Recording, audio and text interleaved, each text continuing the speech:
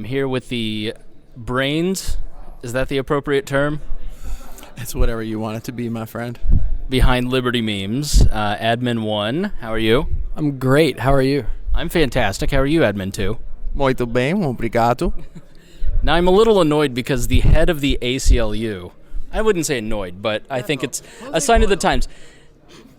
What did you say? I said, that hoe. Hoes ain't loyal. Okay. So the head of the ACLU was speaking right before you guys. And then at the end of her talk, 3 times her audience shuffled in. And I was like, what is next? And I looked and it was memes. So you guys had 3 times the audience of ACLU. I don't know if I should be concerned or annoyed by that. What do you think? Well, we are in Washington, D.C., and there are a lot of black vehicles with tinted windows driving around, and at any moment we could definitely get shuffled off to a black site.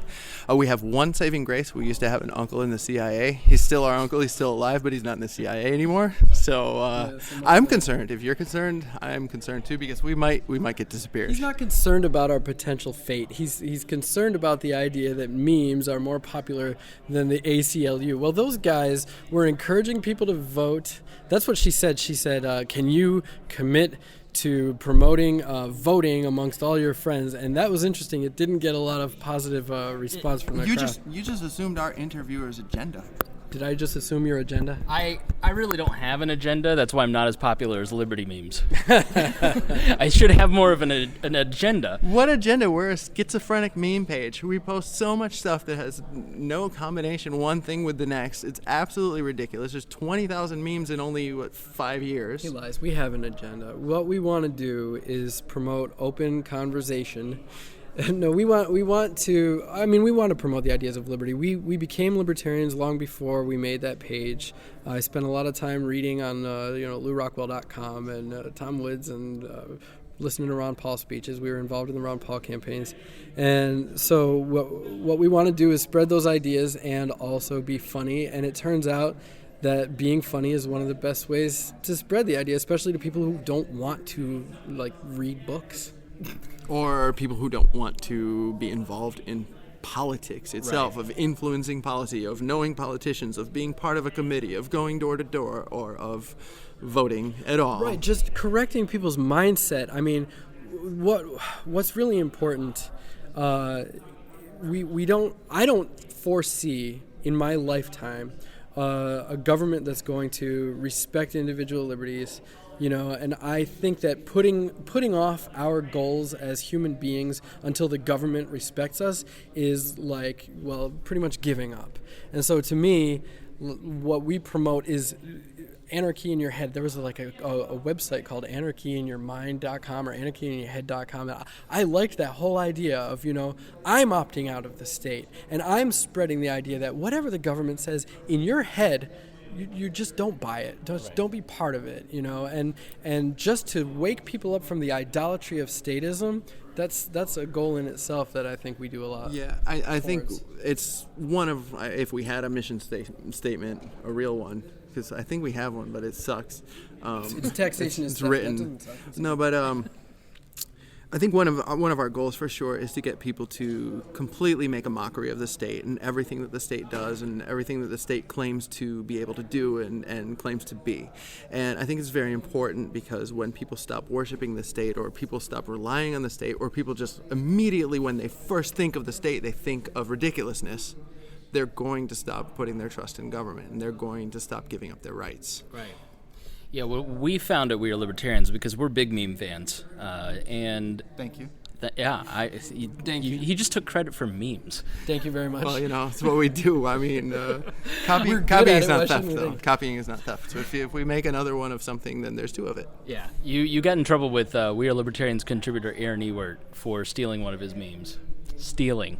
Yeah, he took us to court and. Why are you laughing? This is serious stuff, okay? Aaron has a very nice hair part, and I respect that. And No, the thing is that actually there's a lot of gracious donors of meme material. There really are. We ask every day for donations, and we get generous response. And that's how the page grows. And I don't mean in terms of numbers. I mean in terms of the spread of influence. We can't think of everything. We do post OC that's meme talk for original content. We post every day. We post OC, multiple times a day. But I get a feeling after 15 minutes of silence from Liberty Memes, hey, people are waiting to hear from us. So we end up posting tons of stuff every day, and we can't do all that ourselves. I actually have to address this situation with Aaron, okay? We do a few things on our page. If we know who created a meme, we give them credit in the tagline when we post it. If we don't know who created the meme, we usually just post it. But if the quality of the image sucks and we want to rephrase something, then it's a brand new meme when we remake it. We put our watermark on it. If I take your joke idea and I make a correct joke out of it, then, that's my work, not yours. Here's the thing about Aaron. Aaron has stale memes. Listen, Aaron. It's a fine line. Your memes are like this dead air time we're about to give you. How many likes do you guys have? I like Aaron. He's an awesome dude. Well, don't do that to us. I'm just kidding. That dead air time represented the essential functions of government. Now, how many likes? How fast did it grow? And how many likes do you have? So, okay, I'll tell you a little story. You have your theory. Wait. I'll have mine. All right. Well, when we first were invited to represent how our page had grown to be so huge, we had 30,000 likes. Which is interesting. We were invited down to Texas to speak at the Libertarian Party convention. Who invited us? What's his name? Timothy Martinez. Great guy. Good guy. Great guy. Anyways, we presented like a meme slideshow and what have you. But where it really exploded was in, I think it was the same year, because that was early, that was like the spring. We went from 30 to 60,000 likes in the spring there. But that summer, this is the summer of 2016. Mm-hmm. We call it the summer of Zuck. Yeah. We hit 100,000 likes on July 4th of 2016. And the summer of 2016 was a gold mine for memes because Hillary Clinton was running against Donald Trump for president, and those two. So, when you post something criticizing one, people who were against them latched onto the page. If you posted criticizing the other, then the other way went. And actually, what we would do, you'd criticize Donald Trump, and then when you criticized Clinton, people would say, "Well, this is not what this page used to stand for." Like, yeah, it is. But we criticized both of them, and that really caught the pulse of the American population. People hate both of them; they really do. So just expressing the frustration of these limited options. That helped, but he'll tell you the story of the Zuckening because it really happened to him more so. It was his post.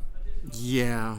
What'd you do? So the FBI director announced that he found I don't know. We have 500,000 followers almost? No. Probably about that amount of criminal violations by Hillary Clinton, and that he wouldn't be charging her with anything. And we posted a meme that said it was Hillary Clinton with her smug face. It's the best word I can come up with because there's probably some dirty words for it. She said, "Silly Americans, laws are for poor people." On our meme, she didn't actually say that, but she thinks it. Right. Anyway, that meme just went crazy viral. It went all over the 35,000. There's like 35,000 shares in the first day. It reached some millions of people. Probably like 10 million people in the first day, and that's a lot of people, considering the population of this country and the population of people who would be actually paying attention to politics and who would share that, and how many people would see that before the 6 o'clock news that day. So before they even found out the FBI had chosen not to charge her. So we were making the news. You're wrong about that.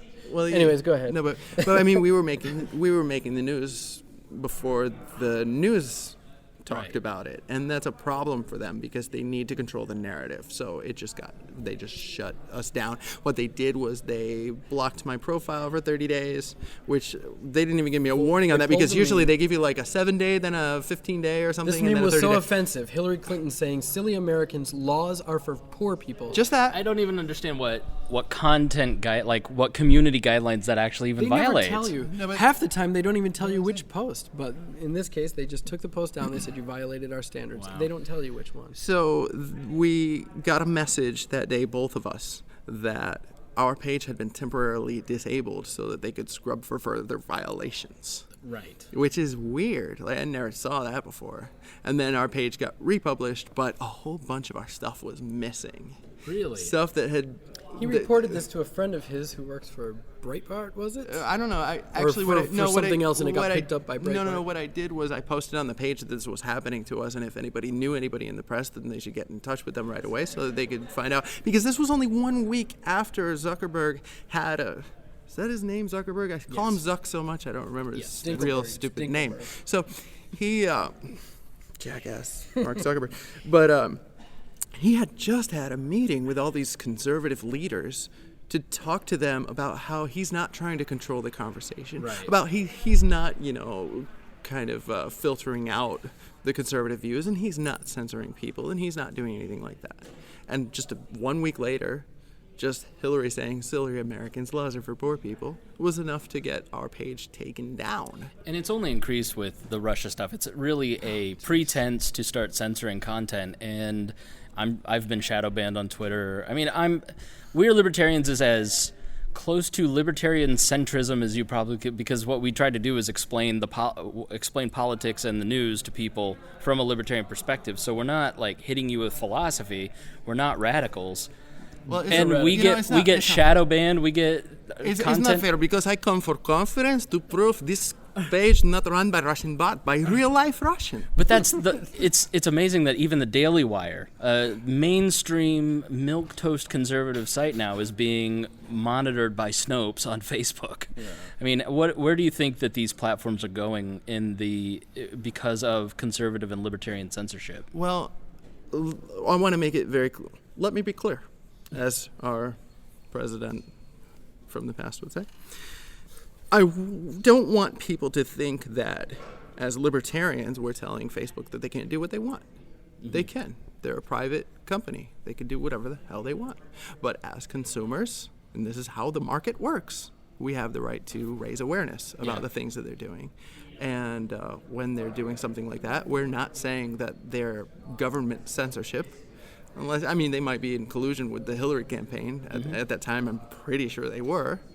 But it's not really censorship. They're allowed to do that if they want to. Well, when the Southern Poverty Law Center is the fact checker for Facebook, they basically are in bed with an ideology as opposed to, and it's really that's just the thing about grotesque. America, though. It's like our fascist system is so messed up in this country that almost every company is in bed with the government somehow. Right. And when that company does something to you, it's the government doing it to it because they've got all that federal funding for it. Right. So, I mean, in a way, you could make that philosophical argument. In addition, there's an element of self-censorship and self-regulation, and I mean the government doesn't really need to clamp down that hard on a populace who has trained themselves to avoid controversy.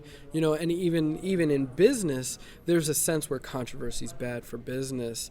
And so when your business model is an open platform for anybody to say anything, they're afraid that somebody's going to say something that shakes things up, and they don't want to be held responsible for that. Well, that's actually what happened with the Facebook situation. Is we made so much hay about this innocent meme being taken down that it made world news. Meme. It was Hillary Clinton. It was very guilty. On Drudge Report. After you see the word Drudge Report, it was center column, top of the center column on Drudge Report. I think from it the called us a Breitbart conservative Facebook page, though. That pissed me off. I'm like, we're not. What are you gonna do? Anyway, You got how many likes out of that though? A lot. Quite a lot. In the following months, we jumped from 50,000 likes to 75,000, suddenly 120,000. I don't even know where the next 80,000 went to get to 200,000. It was just like so fast, and it was all because we didn't like Hillary Clinton. And there's kind of a problem with that. There's kind of a problem with it. We didn't like Trump, but we went after Hillary so much that all these people who were really charged up about hating Hillary just came to our page. And now we've got a lot of difficulty cleaning house because there's so many Trump supporters that we have to get rid of. It's hard to tell how many in those days were actually Trump supporters who latched onto us for our position of Hillary Clinton, because we were against Trump the whole time. versus how many libertarians, and this is something that I try to sort of gauge, how many libertarians are getting sucked into conservative politics again by means of people like Donald Trump, or how many are getting sucked into SJW liberalism because they're like, well, things that you should be free to do are getting criticized by the right. And so as soon as you've got an enemy in the right or you've got an enemy in the left, you start to unite yourself with the opposing side in American politics. You get sucked back into that paradigm, and I want to be on guard against that. I am not a right libertarian or a left libertarian. Right. I think that that's just a path right back into statism. Yeah, and those tax cuts are seductive. You know, like when good Trump comes out, it is seductive because you go, He just put in a tax huge, cuts. massive tariff on aluminum and steel, right. and he killed the market with it. And then The Second Amendment stuff. Yeah, and it's the Second Amendment stuff, and his MAGA people are still cheering him on, making excuses for him. This is fine. This is 20-dimension chess. Well, We're hitting levels of chess dimensions of chess that shouldn't even be possible. Okay. you almost hit on an argument that I find to be self-censorship too, because a lot of libertarians, we do believe in property rights. Property rights are foundational to libertarianism. And yes, these platforms do have the right to do whatever they want. But so often libertarians are afraid, or not afraid, but are unwilling to make noise because they just go, well, that's their property right, instead of going, my free speech right matters. The ability to use these quote-unquote free speech platforms, you really got to make noise about this stuff, because what about your right to free speech? Yes, on these private organizations, it does matter, but it does matter that they're private organizations, but you really should stand up for your right to free speech and say we're not going to do business with you if you're going to continue to censor us. Exactly. And part of the platform that I would like to, the part of the agenda, I guess, that I would like to push is to use your freedom while you have it, to use your freedom wherever you can find it. Use it or lose it. In fact, in a lot of cases in America, they're going to lose their freedoms without ever realizing that they had them. Your freedom to think independently, your freedom to speak, your mind are things that once they're lost, Americans may not even realize the value of what they've lost because they haven't learned to think for themselves. They haven't learned to speak their mind. So yes, we have a platform to speak, and it is provided by a somewhat, at least to some extent, private organization. So yeah, take advantage of that. Speak out while you have a chance, and maybe we'll get shut down. Maybe we'll get zucked tomorrow. Like, that can happen. Black-sided. Black-sided. All right, so final question. Indefinitely detained. Favorite meme. If you can even choose your favorite child. We're not doing this. Really? No. Right. Maybe we are. It'll take me a second, though. I have to think about that. We really have thousands and thousands of memes on our page. There's always those ones where you just lose your shit the first time you see it. So there was one that I really liked. It's not even your favorite. It's just like this was right there the whole time, and there's nobody one else. I wanted to tell you about earlier when we were talking about the campaign between Hillary and Trump, because they were so unpopular, the two of them, and it really showed that the American people see themselves as like hamstrung between two terrible choices. So there's a kid with a fork and an electrical socket in front of him, and he thinks to himself, Trump or Hillary, top socket or bottom socket? Like, what's the difference? It's something. Actually, Facebook took that one down too. They said it might promote self-harm. Oh my god! And I was like, self-harm? They actually, when I had to log back in, and it showed me like suicide hotline numbers and stuff because of promoting self-harm. And I was, self-harm? I can see how if you're like a total idiot, you might think it's a good idea to vote. How about you? Anything? No, I what did I tell you? All right. Wait, Okay. you're going to All violate right. my nap? No, No. I'm just kidding. You can keep asking me because you have the freedom of speech to do that. That's right. But there's so many that I really love, and I just can't choose between any of my babies. I'll tell you what I really like. I've posted this as our background picture many, many times. The Bellamy Salute. If you're not familiar with the Bellamy Salute, look it up, because Americans were freaking Nazis, and when they discovered that the Nazis were making the same hand gesture that we were using, collective speech, but anyways, that American school children were being forced to use when they saluted the flag and recited the Pledge of Allegiance that was written by a socialist, they said, oh, this doesn't look very good, so they changed the position of the hand. But anyway, there's a meme that has all these kids saluting the flag, looking exactly like little Nazi children, and it says, Skycloth demands promises. All right, well, thank you. one last question. Yeah. The first time you get invited to speak and people start treating you like, I've had this where you're like getting invited to Radio Row here. I'm like, somebody thinks I'm legitimate. What are they doing? Like, what was your reaction when you got invited to start speaking at some of these conferences? I'm going to tell you something. I tell myself every day when I look in the mirror, you're not important and nobody cares what you have to say. And that is usually depressing, but lately it's been very reassuring because I like to think that I'm still below the radar and that the CIA is not going to disappear me. But I don't know anymore. What's this now? I lost him after like 10 minutes. No, it's okay. No, he's on his phone. It's okay. Well, you made me look at my phone for memes and to tell you what my favorite was, and then I got really offended because you want me to choose between my babies. I want to hear your opinion. You know, he was making speeches, incidentally, which I wrote. You didn't write all of them. Stop this. I did a lot of the writing. For the Ron Paul campaign, or actually both Ron Paul campaigns, he was very active politically, and I'm more of an introvert. It doesn't come out in the radio interview, but I am. And so I did the writing, and he did the reading for the most part, delivering speeches and stuff. So he was kind of a celebritarian before the page, actually. Yeah, people kind of cared about what I had to say, but what I had to say was actually written by my older brother over here. So that was something. We had some really gigantic gun rallies that I spoke at after Governor Cuomo passed the SAFE Act, and my whole thing at the SAFE Act rallies was, or the pro-gun rallies was to preach nullification. And these people had never heard of that. They just were like, who's our governor candidate? Who's our governor candidate? That's all they wanted. And what happened was that whole movement got co-opted by Donald Trump being the guy who was pretending he was going to be our governor candidate, just so he could bow out at the last minute and help Andrew Cuomo get elected, basically, by taking away any other political action those people could do that year. It was just too late. And so there were 15,000 people at that rally, and that was pretty good. Eventually they stopped inviting me because I was promoting something that didn't have to do with political action but of individual action. Right. They didn't like that very much. That's exactly what I'm thinking when I hear that we're invited to speak somewhere, or that somebody cares what we have to say.